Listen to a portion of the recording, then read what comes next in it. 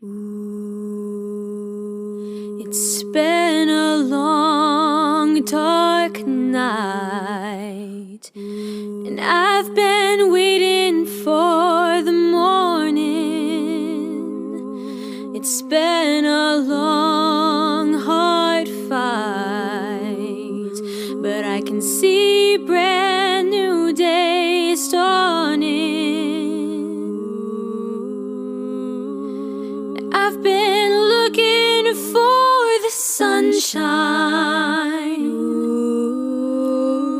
'cause I ain't seen it in so long. Everything's gonna work out just fine. Everything's gonna be alright. It's been all wrong. 'Cause I can see the light of a clear blue morning. I can see the light of a brand new day.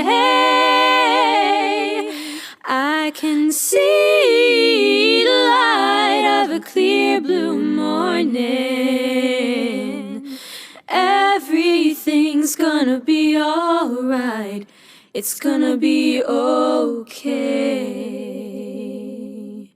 It's been a long, long time since I've known the taste of freedom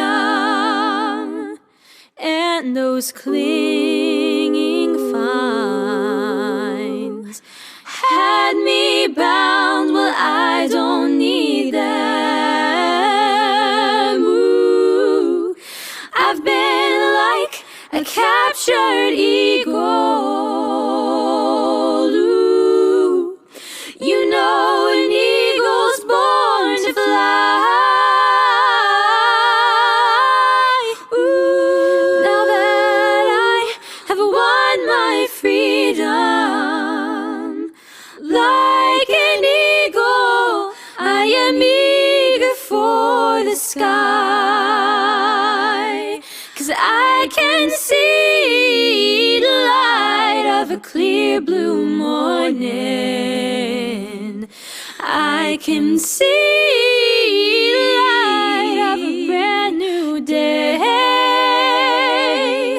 I can see the light of a clear blue morning. Everything's gonna be alright. It's gonna be okay.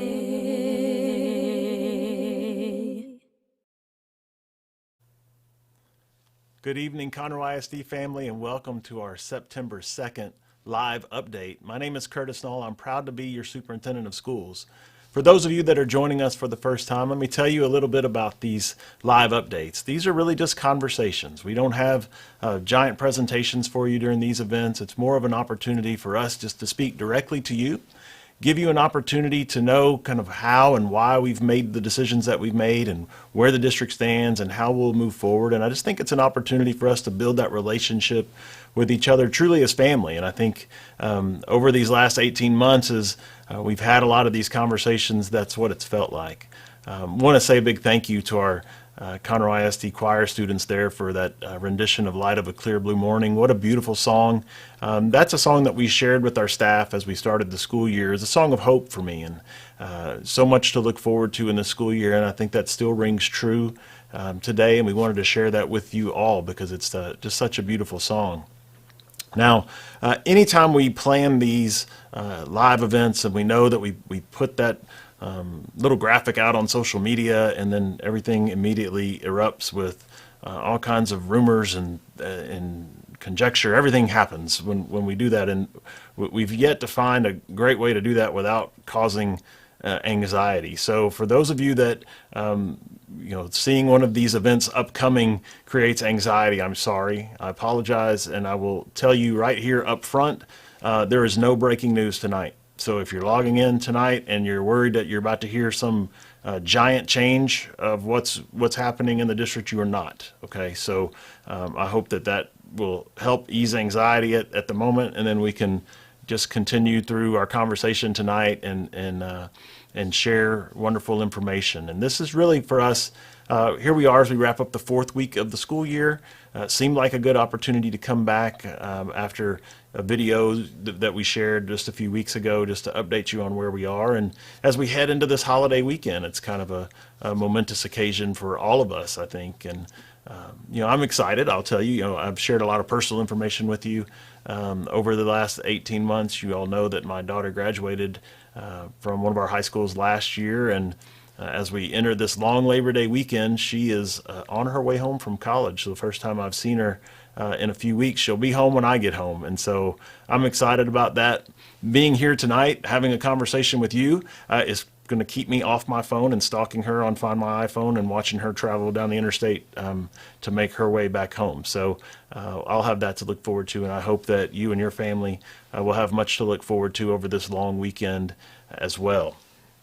Now, one of the things that's really hard I think for all of us is in this time, there's so much stress, there's so much angst in the world, and it seems like, through media or social media, whatever it may be, it's really simple to highlight the things that divide us, right? All the things that people don't agree on seem to be the things that get all of the attention in this world. And yet there's so much that we do agree on. And I think that's where we should start. We should really work as a community to focus on those things that we agree on and build from there. And then at the same time, always remember that our children are watching us, right? They're watching us as parents, they're watching us as educators, and they're watching us as human beings. And how do we agree and disagree with people, and how do we treat people when we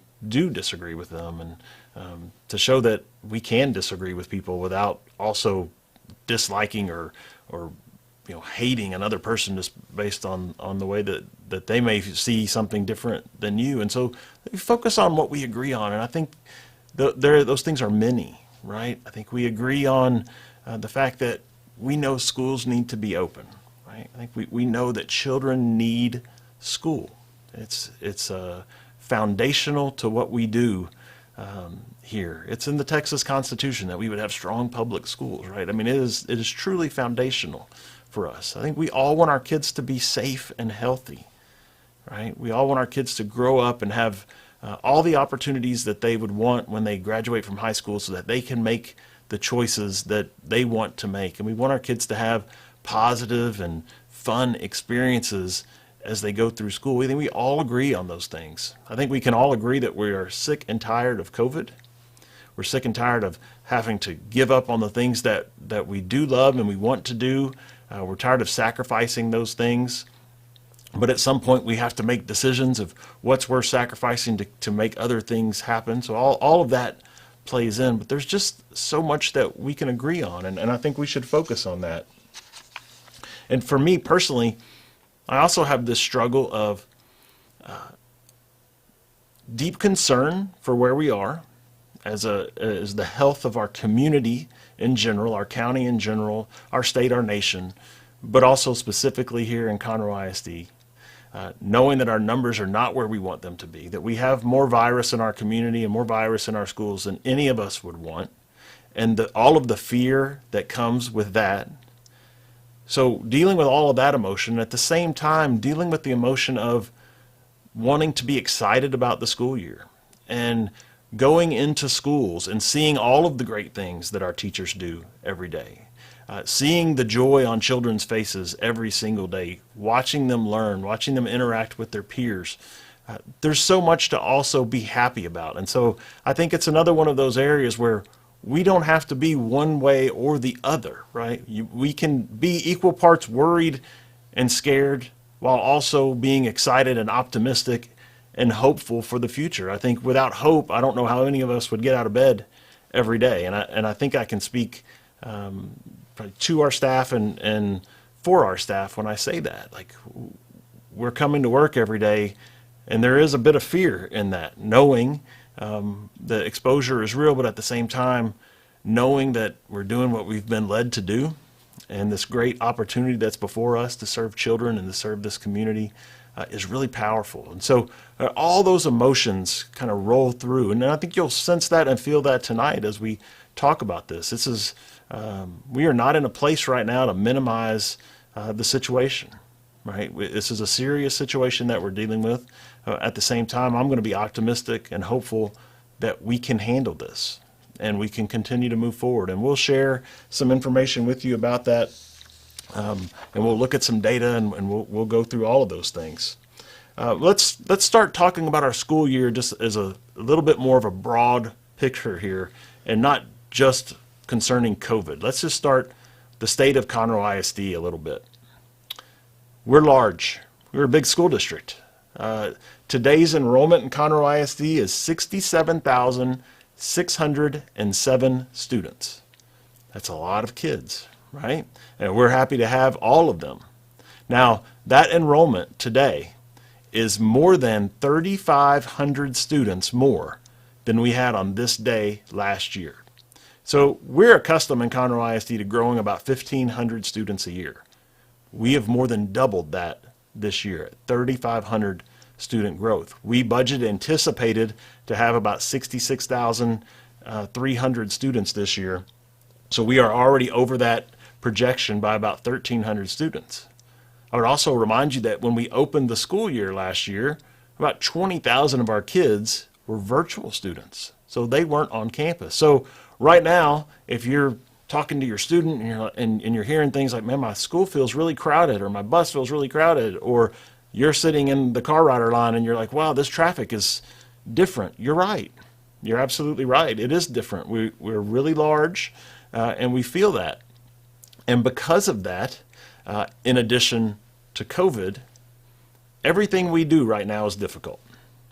You think about your own house and all the difficulties that you're having in your home because of COVID and different things from not being able to maybe go to a store or shop or pick up. Who knows that we would have ever had a toilet paper shortage, what we did, and the other things that you go to the grocery store and you can't imagine why would this be an item that I can't purchase today, but it happens, and just all of the challenges in the world. Well, we have those times 67,000 kids and 10,000 employees. So everything we do right now is hard. And we really look forward to the day when we can get back to all the things that we are accustomed to doing that we've not really had to think about as much, right? They just happen, like the buses just run, and they just run on time, and it's easy. It's never easy moving 40,000 kids, I'll tell you that. Just you think about getting your own family out of the house. We transport about 40,000 a day. It's never easy, but we're used to it just happening, or serving 30,000 lunches in a day. We're used to doing those things, but right now all those things are difficult.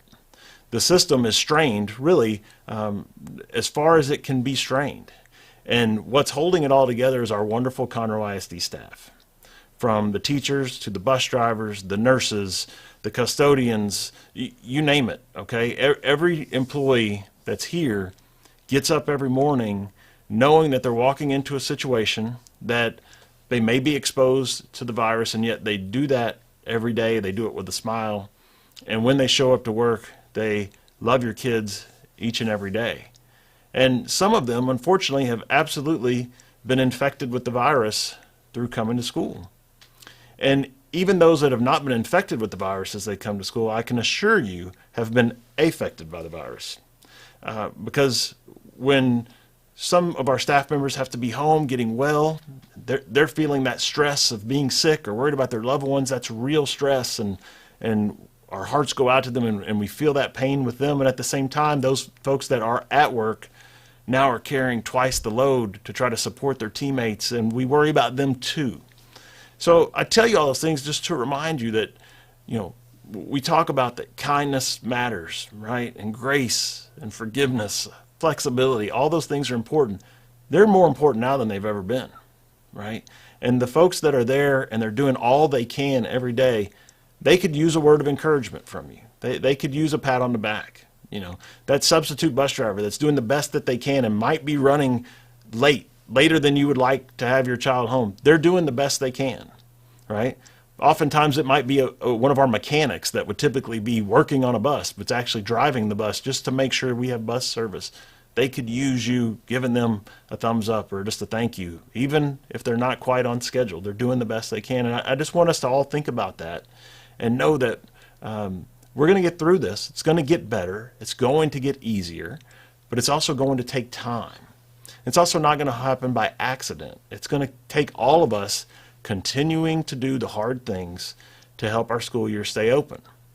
I sent a video, I think a few weeks back now, telling you that now's the time to act, right? We were seeing numbers. We were seeing a slope on those numbers that was scary. It was a time to act. We saw some changes in our behavior. We've seen that, and we're seeing some results now that we've maybe peaked on some numbers, and they're starting to work their way back down. They're still way too high. So I'm not going to stand here tonight and proclaim that we have turned the page and we're in a very good place. That's not where we are today. But we're not standing here tonight talking about numbers that continue to increase. We are talking about numbers that we believe have plateaued and are now starting to slowly work their way down. That won't continue if we don't continue doing all the things that we've been doing, keeping our kids home when they're sick, focusing on hand washing, mitigation, the other mitigation strategies, wearing a mask when it's appropriate. All of those things help and they make a difference. And so we encourage you to continue to do those things as we move forward. Now, we talk about doing those hard things because it's worth it, right? We know that school is worth it. We talk about the value of school, and we know all the positives that are associated with school. Unfortunately, we also know all the negatives that are associated with closing school. And that's really a terrible scenario that we don't want to get in. And just to ask you to come in and see through my lens, to help you to see what I see when those decisions are being made. Things that we know when schools close. We know that probably 30 to 40,000 of our students will go hungry because they rely on us to eat every day. We know that 67,000 children are now put back into the community, and some will go unsupervised and be put into very unsafe situations. We know that for those that can, mom and dad may have to make the decision to take the day off of work. And in some cases, many of you might be in a situation where you can do that, or you can choose to work from home and you still receive your normal paycheck and you're paid. That's not the case for a lot of families in our community. A lot of families in our community, if they don't go to work, they don't get paid. And if they don't get paid, that affects the entire family. The ability to eat, the ability to have housing, electricity, all of those things. We know that's a giant impact. The other big impact for us is knowing that those 67,000 children have parents that need to be at work, and they work in a variety of jobs. So if we close schools, we think about that healthcare system that right now is as fragile as it can be.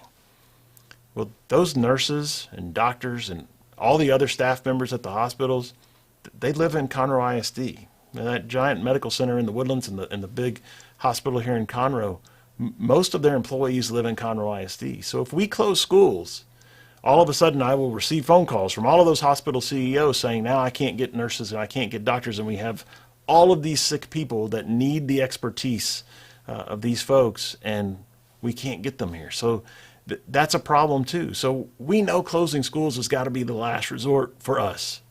And so we want to keep schools open. We'll do whatever it takes to make that happen. Now, let's dig a little bit into our current data.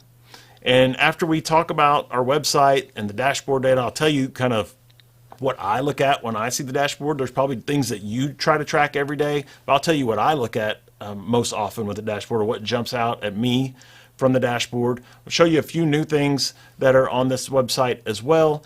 And then I'm going to try to run through questions that have been submitted today. And I've got to kind of group by topics. I will not get through them all. I've got, I think, about 9 pages of questions that came from the website. We won't get through them all, but I'll do the best that I can. We'll just try to keep the conversation moving forward, and we'll do it that way. So let's jump to the website here if we can. I think we're going to pull that up on your screen. So if you go to the Conroe ISD website, you can go to the Roadmap to Remaining Open website. And this is what you'll see. And so let's start by heading over to the dashboard. So here's our dashboard, and up at the top you can see that we have our basic numbers in Conroe ISD. 1,704 active cases when you combine employees and students. So let's talk about that and what are the total numbers of employees and students. So I've told you that it's about 67,600 students. On top of that, you can add about 10,000 employees that are included in that count because our substitutes are included in there as well. So we're at roughly 78,000 total. So 1,704 out of about 78,000, it's roughly 2% positivity here in Conroe ISD. Now, what does that mean? What does a positive test mean in Conroe ISD? I think that's a question that's come up a lot, and I think it's a good question. One thing that you can always do with us is you can trust our numbers. Okay, we are 100% transparent with you.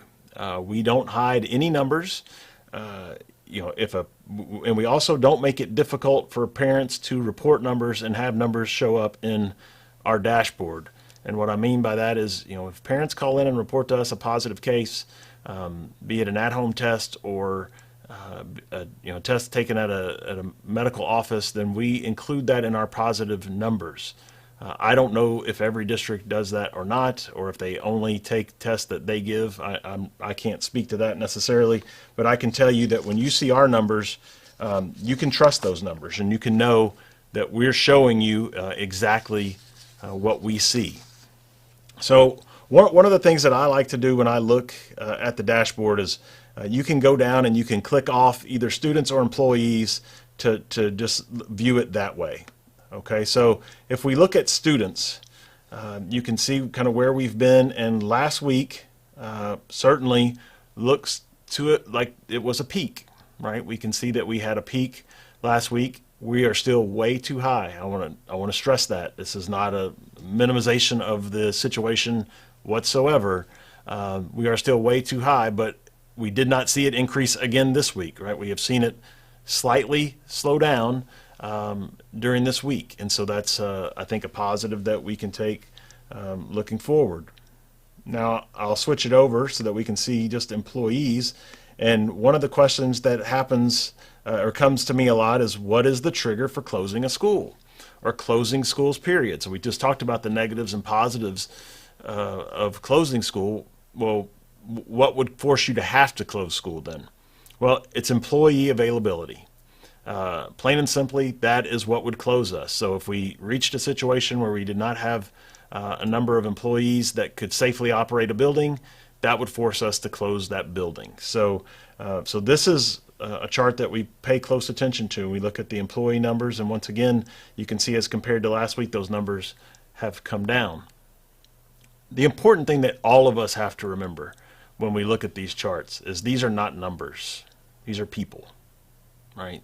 These are moms and dads and children to older adults, and the same when you look at our students. They're not only children, but they're the children of moms and dads that may be immunocompromised or of grandparents that are elderly. We should never lose sight of what these graphs represent and who they represent. That these are people and these are lives, and that's something that we should respect.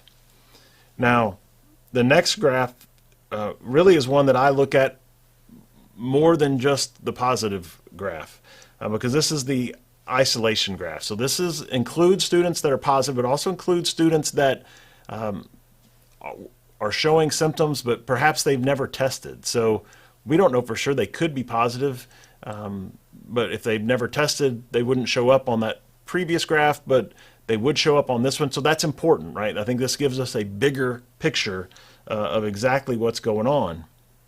So once again, we kind of hide the employees for a minute. We look at students.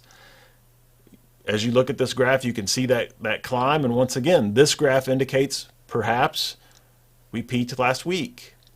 We'll know more in the next 2 or 3 weeks if we continue to see this trend line move down.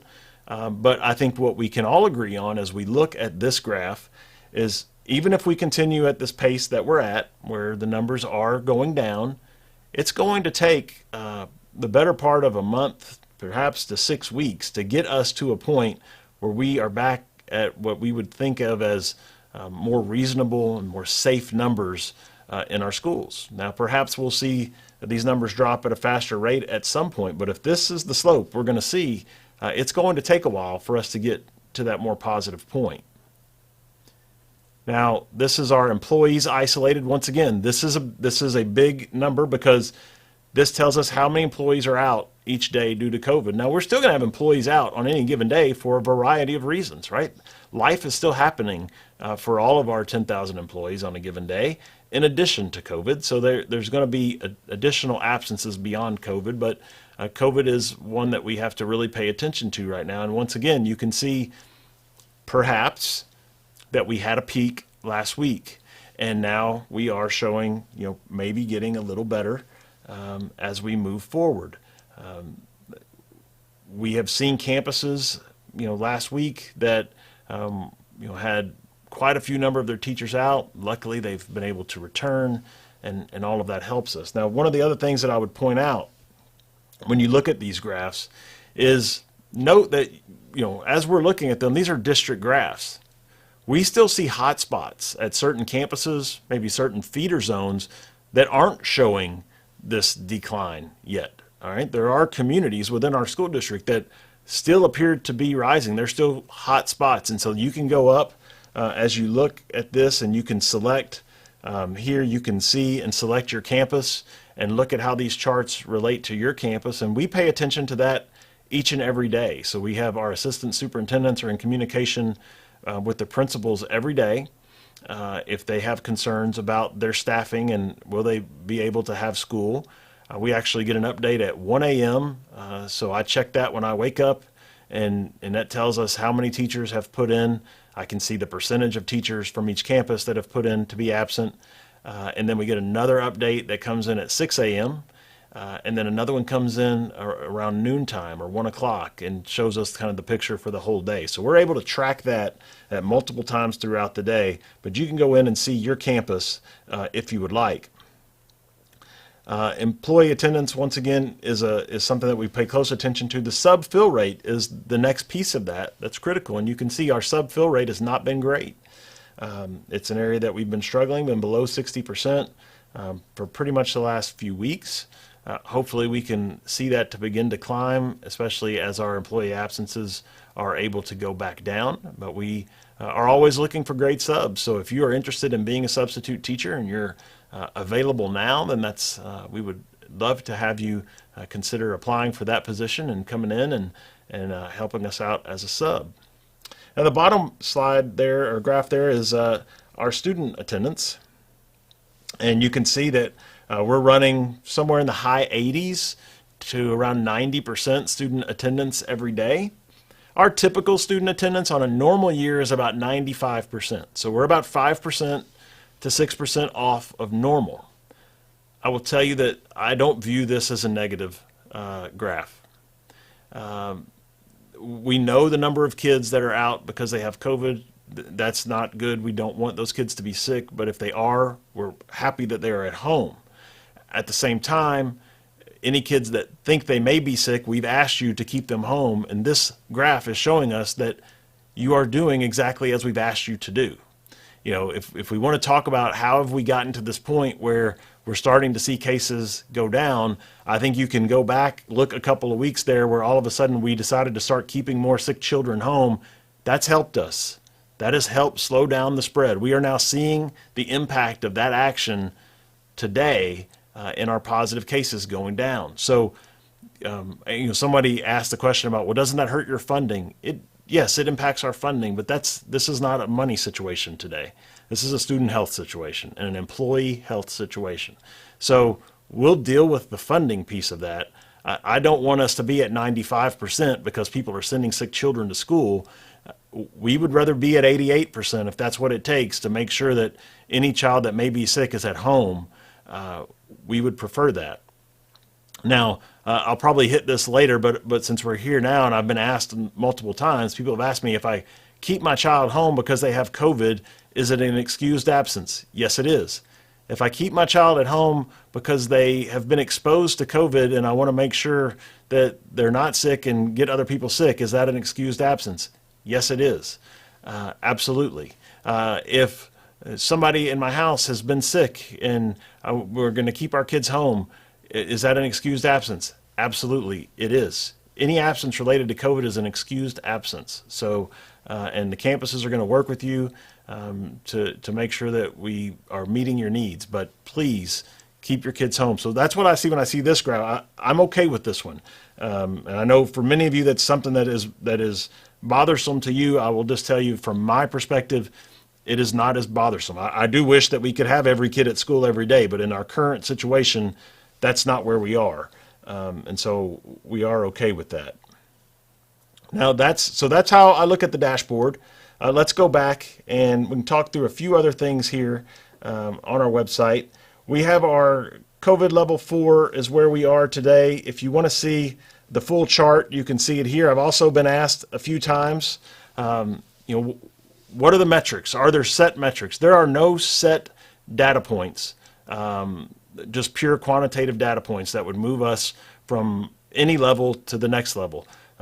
It's a combination of quantitative data, but also qualitative data that has us to consider. So we do think of positivity rate and total number of cases, staff availability, the positivity rate in the county, hospitalizations, all of those things that have occurred.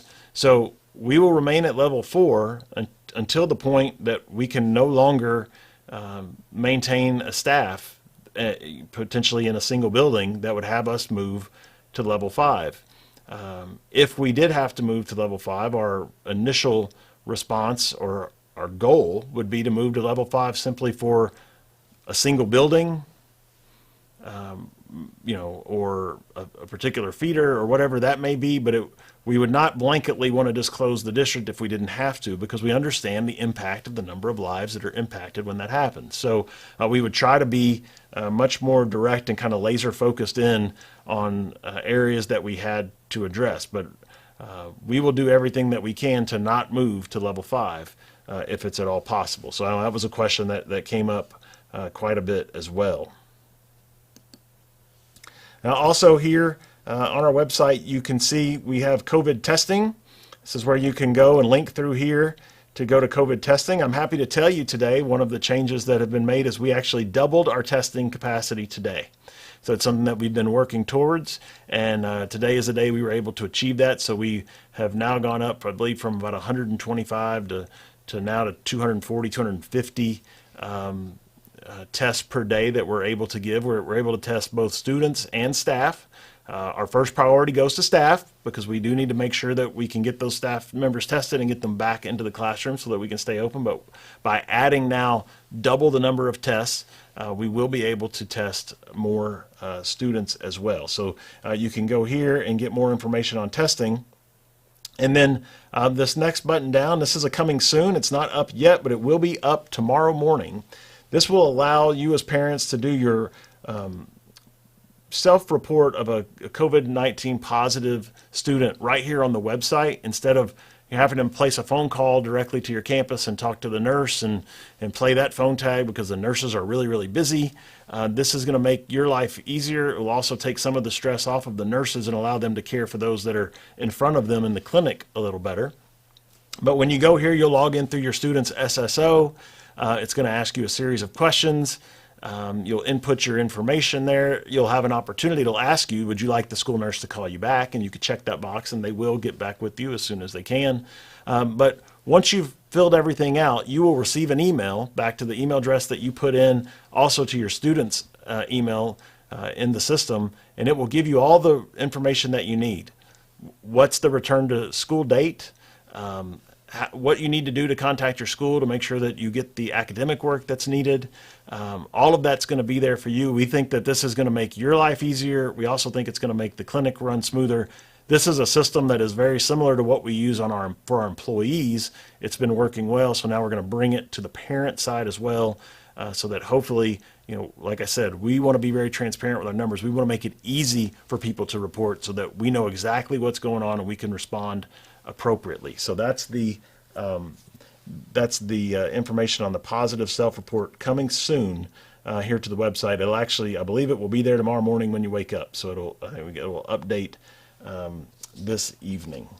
So, okay, well, I think that's it for the website.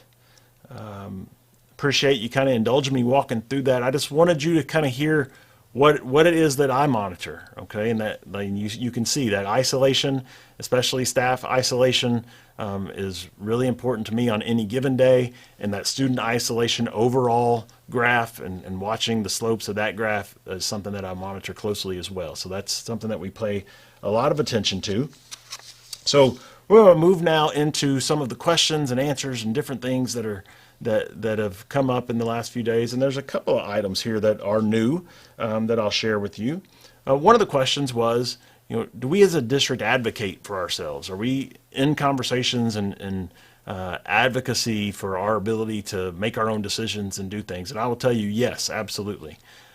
We firmly believe in Conroe ISD that we'd like to make decisions about Conroe ISD here.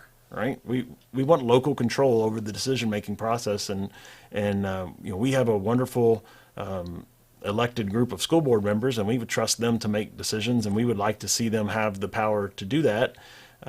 Additionally, there are other things that we've been asking for, from virtual learning to protocol changes from TEA. There are things that we would want, and so we do a lot of advocacy. I've had a lot of conversations with our local elected leaders here, from our state representative, state senator.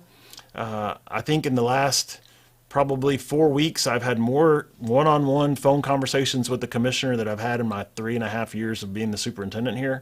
We're on a first-name basis now on the phone calls because I just kind of keep wearing him out a little bit. And some of that's driven by the fact that we were the first large school district to open, right? And so we all know that we spent a lot of time on the news a few weeks ago because we were the first large district, and our numbers were the biggest story out there because we were a big district. Some of that is balanced out now, and so, but that has triggered a lot of conversations between he and I can tell you tonight those conversations are fruitful on two fronts. So these are two new things that have happened that are changes from previous conversations. Number one, you'll remember that I talked to you about the fact that if we were to have to close at any point, that we would have to have makeup days because of no opportunity to go virtual if we closed. Well, our state legislature and has now approved Senate Bill 15, which is a virtual school funding bill. It will not impact our ability to have a virtual school this year because that's something that takes planning for, it'll be a year out. But what we do believe that it will do is if we were forced to close, be it a campus or the whole district, I believe that we can now shift to virtual instead of having to go and add days to the end of the calendar. That's really big. I know a lot of employees that were worried about that because, and families too, you've made plans, you may already book trips in June, and you're thinking, we can't add in June. I think we're at a point now where we would not have to do that thanks to that work. And that was a lot of legwork and kind of working the system to help make that happen. Our local legislators were involved and in favor of that, supported us through that, so we're appreciative of them and their support. The other thing that changed today from TEA is one that we've received a lot of questions from you about because honestly it just didn't quite make sense to everyone. Last year we had the ability to quarantine students that were considered close contacts at home, meaning if mom or dad or brother, somebody that lives in their house was positive, then we would tell that student, you can't come to school for a certain number of days until we know for sure that you don't have COVID. Well, in TEA's rules this year, they took that ability away from us, which was, I think, not a good thing for public health. We continue to work with them, push them.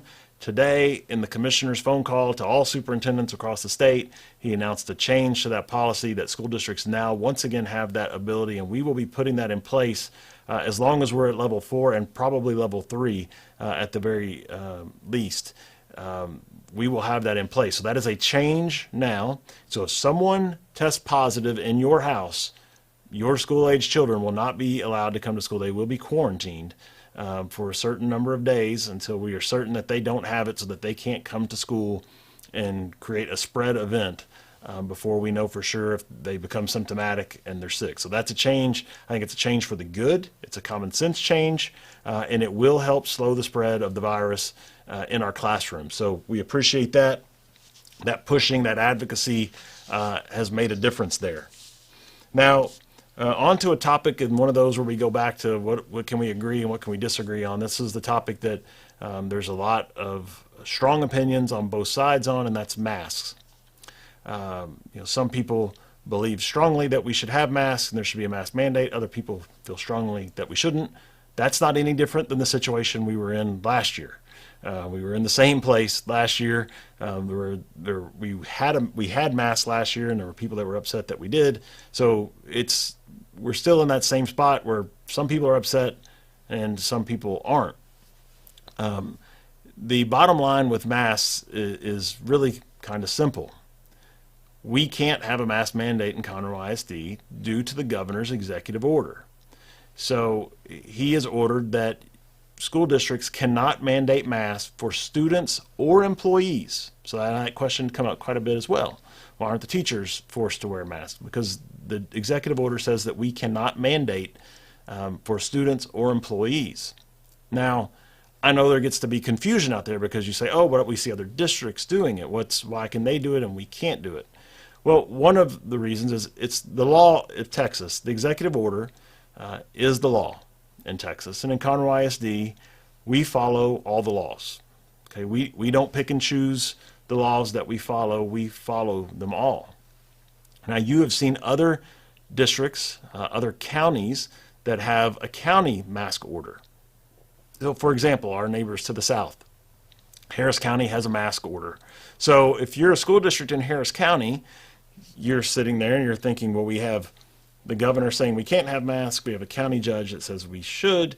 And now they're in a really tough spot to decide which of those are they supposed to follow. That's a challenge for them. And it's generated a lot of legal battles. We are not in that situation here. So we don't have competing orders. We only have one order that applies to us in Conroe ISD. It's the governor's executive order that says we cannot mandate mask usage. So we will not violate that order. Now, if that order is thrown out by the Texas Supreme Court and there's finality on that decision, at that point, it would be up to our school board to make a decision about a mask mandate or not. But until that point, there's not a discussion to be had. We don't move a discussion forward on that because it's very clear that we will not violate the law in Texas. And so we've not had a lot of internal conversations about it because it's not something for us. We don't control it, so we don't worry about it. It's just not something that we can do. So that's the situation with masks. I know everyone's opinions are strong on it. I understand that completely. I will tell you that I still strongly encourage you to wear masks. And there's nothing in the executive order that says we can't encourage you or recommend that you wear a mask. I don't know for sure what the efficacy of masks are. I think there'll be plenty of studies over the next 10 years that will tell us the answer to that. I will tell you that a huge majority of the medical experts that I speak to tell me that they would make a difference. All of the hospitals in the Texas Medical Center sent us a letter that they feel like it would make a huge difference. Have I spoken to doctors that feel opposite of that? Absolutely, I have. But for me, it's the preponderance of evidence says, do it. The other thing for me is this. If it's one thing that I can do that can just help guarantee that, or maybe help us keep the school open, it's worth it to me at this point. Okay. And once again, we hope it'd be something that, perhaps we get back to level 2, like where we were this summer, where we were thinking we wouldn't even need to recommend masks. Like we weren't even going to talk about it. But when the numbers shot up, we felt like we did. And I think if you look at the data we have today and compare it to last year, there's really only 2 differences, right? There's the Delta variant and mask usage. Once again, I don't there's going to have to be a lot of studies done in the next 10 years to really make the determining factors. Is it the Delta variant that is causing us to see classroom spread that we never saw last year?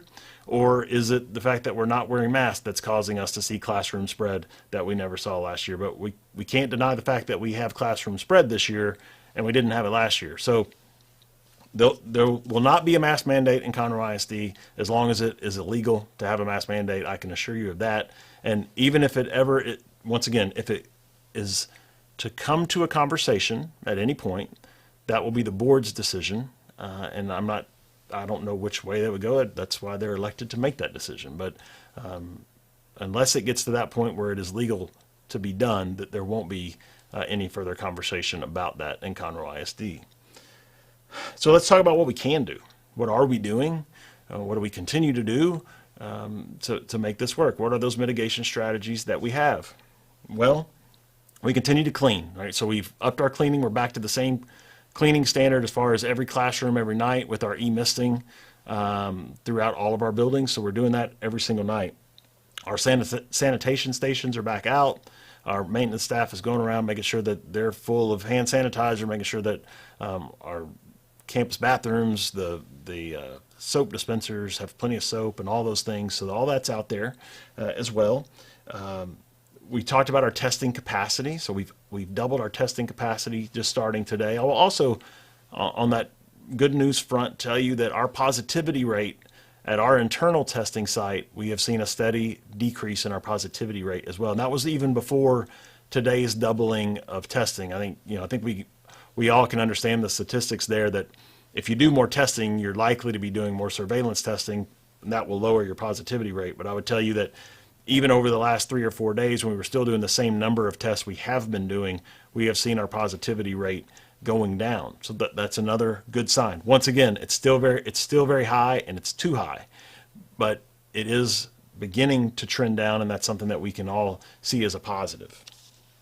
And then today we had I think a really neat opportunity, is something that I would share with you. And I was going to tweet about it today, and I just never did get a chance to put the tweet out. But we're working with some local company that has some new technology of air purification systems. And they have this ability with their system to actually capture the virus and kill it inside their systems and then redistribute fresh air. And they have a variety of sizes of these units, some classroom sizes, some large sizes that would go like into cafeterias and things like that. We actually had some of those units in Conroe ISD today. We were able to take them around to multiple campuses, and part of what we needed to make sure was could our electrical systems in our schools handle them? And so we plugged them into a variety of some new schools, some old schools, and tried them out just to make sure we weren't going to flip all the breakers. And we had good success with that today. And so we're going to continue those conversations, and that's a possibility of something that we could deploy very quickly. If we decide to move forward and we can make that happen, those are things that you might see soon in campuses. And once again, especially in those common areas, right, where we do have a lot of people, a cafeteria, as an example, or even in the clinic, if we have a way to clean the air, that would be wonderful. And that goes well beyond COVID, right? Like we can get through COVID and we will, but at the same time, we all understand, like when we bring 1,000 elementary children into a building every day, or 4,000 high school kids into a building every day, we bring a lot of germs, take COVID off the table. So if there's a way to make our air more pure and to kill all of those germs, that's good moving forward. And so we are looking into those portable units now. Those will be more of an immediate deployment, but they also have systems out there, and we've included a couple of systems in a few of our buildings that we've put new air conditioners in, but like kind of whole campus systems, right? That they attach directly to the air conditioning systems in the school, and they clean the air as it goes through the AC system. So you get a full campus clean that way. That takes a little longer, obviously, because of the size and scope of a job. It's a little more expensive as well. But we are continuing down that path as a potential option as well. So that's exciting. It's something that we can do right away, and we believe that it can make a difference, and there's some research out there to back that up. So we think that's a great thing. Let me look over here and see, just going to kind of turn to my questions and see, make sure that I've tried to hit all that I can. Let's see. So same questions just about, there were some questions about, specific questions about masks. Can you require masks for a certain number of days after a positive test? Or can you require masks just for employees? Can you require masks for and so the governor's executive order stands, we cannot require masks at any point. So that kind of answers all of those questions. Are we cleaning at the same level we did last year? We are. We're not necessarily doing all the cleaning in between each class period with teachers wiping everything down, because there was some of that was overkill, but we do have all of that available for any teachers that need that. We can absolutely go back to that cleaning in between class period. If teachers, you need that, let us know. We'll be able to take care of you. A question about social distancing. I will refer you back to where we started this conversation about where we are as a district. We are crowded. So the campuses, and every campus has their own rules because they have to live in their building with their people. But there are different rules based at different schools based on their ability to do things. And so we'll spread out when they can, but we also understand it does not look like it did last year because there are so many more students in the building. So the social distancing piece is much more of a challenge this year than it has been. Okay. Why is the district not requiring all the same protocols from last year? Once again, the rules have changed for us. So TEA gave us a set of rules last year, and then we were able to move forward with those rules and then act. TA changed those rules last year. We have a lot of restrictions on us this year. So, for example, that restriction on masks is one restriction. There was the restriction on quarantine is also a change that came from the state. So there are state rule changes that we have to comply to. So it's not the same rule book. So last year's rule book from TEA was about 85 pages of what we could do and how we were to do things. This year's rule book is like one page and some paragraphs. That's it. So it's just a very different set of dynamics for us, and not necessarily by our choice. It's just we have to make the most with what we are allowed to do, and so we'll continue to do that. Let's see. Oh, here was a question. Could parents email the school or teachers, asking them to help their kid wear their mask during the day, remind their child to wear their mask during the day? I would encourage you to have conversation and communication with your child's teachers. I think that's important. I know if the teacher knows that it's important to you, they would do the best they can, and knowing they may not be able to be as diligent as they were last year to be able to tell everyone to have their mask on, I think if they know how important it is to you that you want your child to be wearing their mask every day, all day, that would just kind of give them that freedom and permission to remind them when they needed to give that reminder in class, and I think they would be willing to help you out with that. So I think open communication would be a great thing in regards to that with your teachers. Let's see. All right, well, let's talk a little bit about absences, notifications, and all that. We started the conversation earlier with those absences around COVID are excused absences. So like I said, I've been asked that a lot of times. I've been asked this question about secondary schools. In high school, to get credit, you have to be present 90% of the time. So if you get quarantined for 10 days, you fall below the 90%. Are you going to fail the course? No, you're not. The campus is going to work with you. You want to keep track of those days that you're out. You're going to communicate that to your assistant principal. There may be a point that an attendance committee has to meet just to go through that and sign off on it. But all of our campuses, we've had communication with all of them.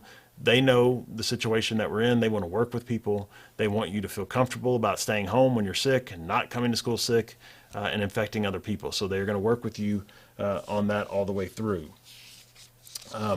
Many questions came through about if a child tests positive, why are their siblings allowed to come to school? That was a wonderful question that TEA answered today. So once again, we're happy to be able to tell you today that will no longer occur.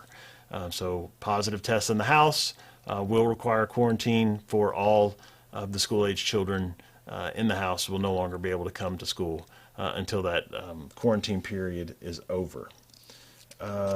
Let's see. Here's a question just about attendance. Why is there such a large difference between the number of suspected cases and the number of students not in attendance? Well, all the normal illnesses of the world are still out there, in addition to COVID. So, we see our COVID numbers, we know that, but we also know that, on any given day, we would likely have, 3,000-4,000 students out anyway. So that's kind of the standard. And then I think today we're being more safe, and, where 2 years ago, we would never want you to send your child to school sick, but we all know that sometimes that would happen. I think today people are being more responsible with that and not sending their child if they have a fever or they're sick, and so we just see more absences in that regard. So I think that's kind of a normal thing. So there was a question here about what was the percentage of actual COVID cases. Once again, it's about total positivity right now is about 2.2% of active cases when you combine students and employees. So it's just about 2%. When you get the notifications each day. Some folks have asked, why do I get the notification and it says 5 or more or cases? Why doesn't it have the exact number? We're not hiding anything. Okay, there's just a point when we get to 5, we want to be able to send the letter out and not wait to keep tracking in all the additional numbers. I will remind you that the dashboard is live and you can sort it by campus from any given day. So there's no hiding of numbers there. If you get that email and it says 5 or more and you want to know the exact number, you can go directly to the dashboard, click on your campus, you'll see the exact number. But that's just a mechanism for us to get the letter out so that you have it. And the difference between that letter and then the letter that's classroom notification. So if you get that classroom notification, you can assume at that point that your child has likely been exposed, especially if they're not wearing a mask, or that you can assume that, right? So you're not going to get specifics where us tell you, this particular child is the one that tested positive. We can't share that information. That wouldn't be right for us to do. But you just kind of make the assumption, if you get that, if you have a secondary student, you'll be able to ask your kid, who are you sitting by? Have you been wearing a mask? Does people wear a mask in your class? You can have those conversations. It's a little harder, I understand, when you're talking about a little one, but that's how that works. Let's see. And I'm doing my best to hit your questions here, and I know that there are so many. Let's see.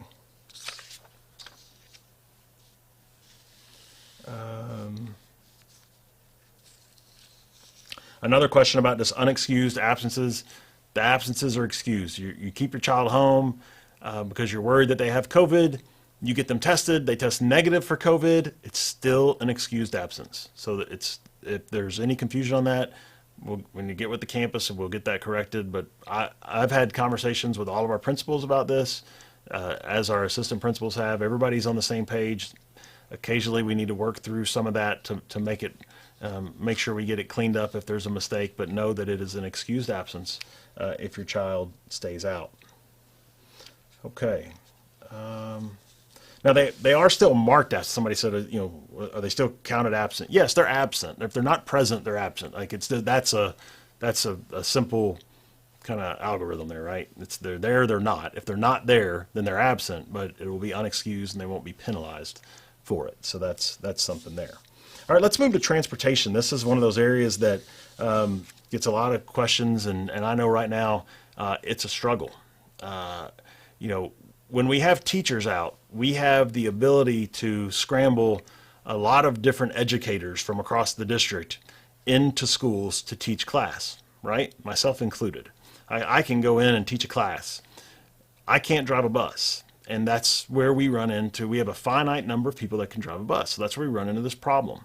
And so then the buses start to run late because we have to split routes and double routes, and so then the buses run late. Now we can, work to do a better job of communicating with you when those buses are running late, and we need to do that. But at the same time, I would tell you that right now would be one of those moments that if you can carpool, now's the time. Okay. We're doing the best we can to run the buses every day. And I would tell you that I think even before I would see schools closing, I think the transportation system is fragile. I think there could be a moment in time where we had to send an email that said, "School's open, but the buses cannot run today. If your child can get there, then you please take them. If they can't, but we'll have to excuse their absence," or whatever it may be. I think now is the time to kind of get contingency plans ready for the potential of the bus system, not being able to maintain. Now, I will tell you, they're incredible over there, and it takes everybody that works in the office driving a bus, our great mechanics drive a bus, everybody that can drives a bus to make it happen. But it's a struggle. And then, what happens is when those people have to go drive a bus, they're not doing their daily job. So you're calling transportation, you want to talk to the director or the assistant director. Well, they're out driving a bus, so they can't take your phone call. Our buses need maintenance, but the maintenance guys are all driving, so they can't do the maintenance. And once again, we're always hiring great bus drivers. So if you're interested in being a bus driver, we would love to talk to you. It's $18 an hour starting pay. We would love to have you consider making that application as well. Now, we had some questions about transportation. Do all of our routes have air conditioning? This is exciting. This is the first time in Conroe ISD history we could say yes. We have an air-conditioned bus for every route. Now, the struggle with that is it's at 100 degrees outside. The bus air conditioner doesn't work like your car air conditioner, so it's hard. Additionally, with the COVID situation, we do like to have the windows down to move some air, but then that makes it really hot. So that's a struggle. And then when we have air conditioning systems break, the mechanics are driving, it's hard to keep up. But this is the first time ever that we've had an air conditioned bus in our inventory for every single route. So we're excited about that. What we really would be excited about is it to cool off. That's what we need really quickly to happen. The first cool front can't come soon enough. So once again, what are we doing about the overcrowding? That's the struggle, right? It's we're short drivers and we're up students, and so it's splitting the routes and doing all that. So to ease overcrowding is to have longer delays, and then it works in the opposite of that as well. So there's a balance there. They're doing the best they can to find that balance, but now may be that time if you can.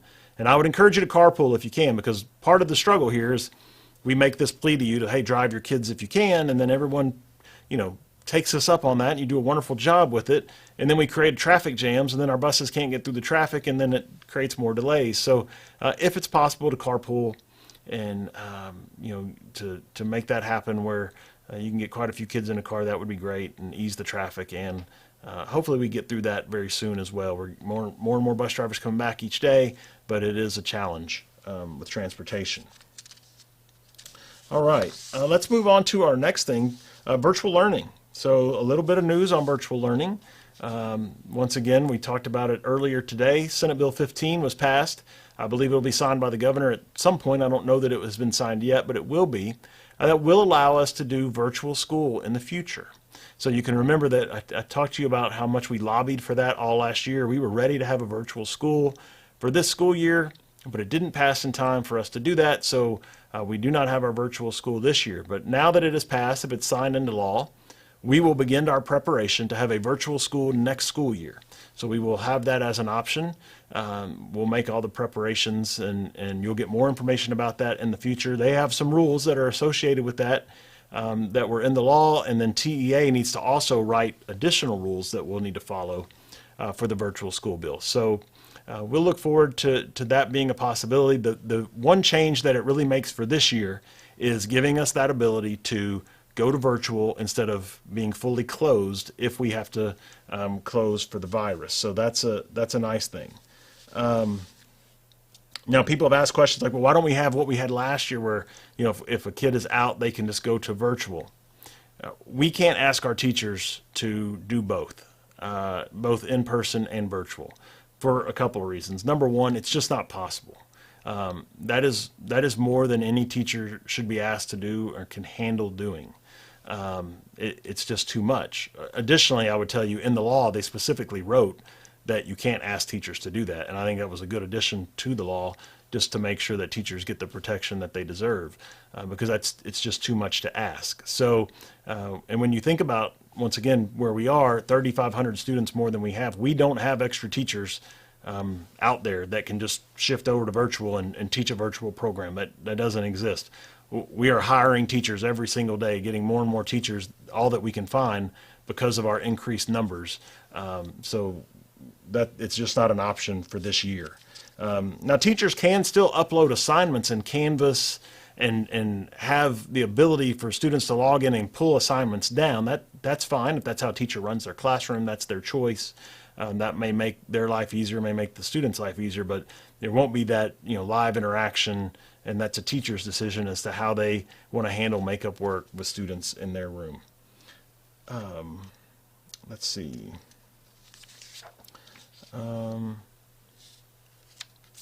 Any more? So will there be any change to does this change our virtual program for this year? No, it does not. So our plan is still, once again, we are pulling all the bodies that we can who are actually are really great teachers, right? They're instructional coaches that are teaching in our virtual program, but they are also still doing their job in their building.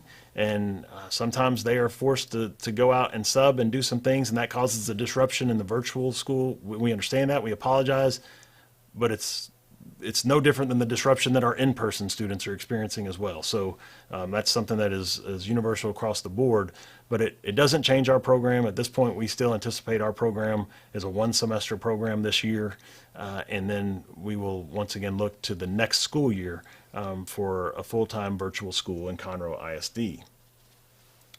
Now let's talk about our great employees a little bit. I think one of the most kind things that I see, and I get emails from parents, is worried about the staff and advocating for the staff, and how do we take care of them, and what can we do, and how can we show our love to our teachers and our bus drivers and our nurses and our counselors and administrators and everybody, custodians, cafeteria, all of them. And I think kind words and nice notes and all those things go a long way, just to let people know that they're appreciated. And you never really know how bad a day somebody might be having, and the difference that you might make by being that one person that takes the time that day just to give that positive note to the bus driver. Like, you don't know if they're right there on the edge of, they don't know if they can do this job anymore, and that your note might be the difference maker. And it could be the same thing for a teacher that feels like they just have more than they can handle, and your note might be the reason that they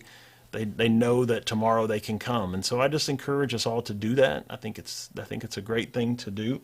Now, we talk about teachers being out when they're sick, and that's a big concern. So I know we have a lot of our employees watch, and typically our employees get 7 leave days per year. We added 3 additional days this year. Our board added that. So now that our employees have 10 days, but we also understand that, with COVID and quarantine and potentially your kids getting sick, we need to continue to watch that. And I will just assure you that we will. I don't have an answer today of exactly what might come in the future. I would just tell you that our board has always taken good care of us as employees, and I anticipate that will be the case moving forward as well. We just need to watch it. The federal COVID leave has gone away, and so that creates challenges for us, but we'll continue to watch that situation. Employees, I want to remind you that on your October 1st check, you will receive a $500 retention stipend, so that's coming, in addition to those 3 extra days that you've already received. But we will continue to watch it, so just let's see how it works moving forward. We'll have more conversations with our board, and we'll act appropriately. There's no question here what our number one asset is as a school district. It's our employees. There's a reason that 90% of our budget is in salary. This is a people-driven business. We value our employees, and we'll do all that we can to take care of them. So know that, employees, that we will make sure that we do that moving forward for you. That was a lot of the questions that came in kind of about our employees and subs. Once again, if you'd like to be a substitute, we're always looking for subs.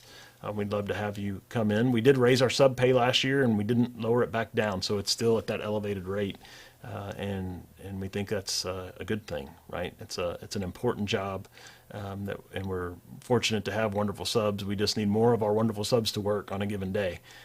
So if you are a current sub out there, we would ask that you please pick up some jobs and come in and help us out, especially, Fridays and Mondays. There is premium pay on Fridays and Mondays, and those are days where we really could use you, and we would hope that you could pick up some jobs and help us out. Now, know that when we have, when district staff comes in to sub, I know there were some parents that were, worried about, who's coming in. These are, district level administrators or instructional coaches that were, mentor teachers and master teachers. And so these are not people that are foreign to being in a classroom. Once again, that's a kind of like I would go in and teach a class as well. Now, I won't pretend that I would be as great of an English teacher as the English teacher that was gone, but I could handle the classroom for a day and keep the learning moving forward. And that's, I'm just an example of all the great educators that we have that can roll in and do roll in to help keep a class moving forward. And they're well versed in how to take care of students and do things the right way. So I don't think that should be a worry for you. Questions about vaccines? Certainly you see Montgomery County, the Montgomery County Hospital District and Public Health certainly encourage you to get the vaccine. I would encourage you to talk to your healthcare provider and make the best decision that you can about the vaccine. All right. I continue to hear the same numbers from our local hospitals that many of those that are very ill are unvaccinated. That makes me worried for a lot of people. So I would just encourage you to have those conversations. We made our Woodforest Bank Stadium available to the county for vaccine distribution for adults when back in the spring. And if there's a situation moving forward where the county asks us to do more work with them on vaccines and make facilities available, we would work with the county on that as well. So I encourage you to please get out, have those conversations, and really give strong thought to that. We want to see you all safe and healthy. That's what we want, and want you to make those decisions for your family as you see fit. Okay, let me check. I'm going to reach over here and check this. Okay. Questions about teachers being vaccinated. There's no mandate for teachers or students to be vaccinated. That's their choice. We don't ask them. We've certainly made plenty of opportunities. We continue to do so for our teachers, but they have personal choice in the matter if they choose to be vaccinated. What's the criteria for not enough teachers to keep a school open? If we don't have enough employees that we can roll in to cover classes, that's the criteria. So it's really, there's no set number on any particular campus. Like you can't just say it's 25% of this campus, because we might be able to fill in 25% of that campus. But if we had 9 campuses that were all missing 25% of their teachers on the same day, we would not be able to cover those. So that's where we would have to make the decision on particular campuses in that moment. So far, we have been fortunate, and we've had some campuses that have bumped up and had a high number, and we've been able to help them, and then their number has gone down before another number has popped up. So we have to continue to work through that and watch that. Let's see. With the TEA change today, will students have to quarantine if exposed at school or close contact at school? No, the TEA change today is for students that are considered close contact for at-home positives. So someone living in their home that has tested positive, that student will quarantine. So it does not change the in-school quarantine plan. We still don't quarantine those that are in school. This is a at-home change only. All right. Let's see. All right, so tonight we'll be updating our website, right? So they'll be updating kind of with this new TEA guidance will be reflected on there. We'll also be working through to get the positive self-report live. If it's not live first thing in the morning, we may need to give it one more look over when we get to work tomorrow just to make sure it's working properly before we flip that switch, but it should be up and running probably by lunchtime tomorrow as well. So that will be great. This is a special place, right? This is we live in a wonderful community. We've all chosen to live here for a reason. And I believe that we can do hard things. We've proven it. we've already shown our ability to change the trajectory of our positive cases. We've done that. You have done that, right? It's the behaviors that we've had of not sending our sick kids and following all the mitigation strategies and wearing a mask and those things. You've done that. You've changed that trajectory. We have to keep it going. This is not the time to let up. It's too early. We want to let up. Like, I know all of us want that moment where we can kind of take that deep breath and relax and just get back to normal world. And I think we'll get there this year. I really do believe that. But that day is not today. Okay, we have to stay vigilant right now. Understand really how fragile what we're doing is. That there are no promises that tomorrow will work right now. Okay, our promise to you is we will do everything we can to make it work. But there are no promises that it will. So I think if we all respect that, we all respect the fragility of the school year, and we all have a respect for how important it is, we can do this. Okay, we can. For our employees out there, thank you for what you do. You are the difference maker. All right, you are what is keeping our community open. You are what is keeping our community safe. You are what is allowing parents to go to work. You are the difference makers, and we thank you so much. Spending a lot of time on campuses this week and over the next month, I'll be on campuses, and I'm in awe every time I walk into a building at the great work that our people do. And so thank you so much for that. And know that we see you and know that we appreciate you. And I think I can speak on behalf of our parents when I say that as well, that we see you and we appreciate you all. Thank you for joining us tonight. Appreciate you all being a part of what we're doing here in Conroe ISD and being part of our great community and Conroe ISD family. We're going to keep working hard. We're going to keep doing the right things, and we're going to find a way to keep our schools open and push through this situation and have a great school year. Look forward to seeing you all out in the community and hopefully back on campuses very soon. Thank you.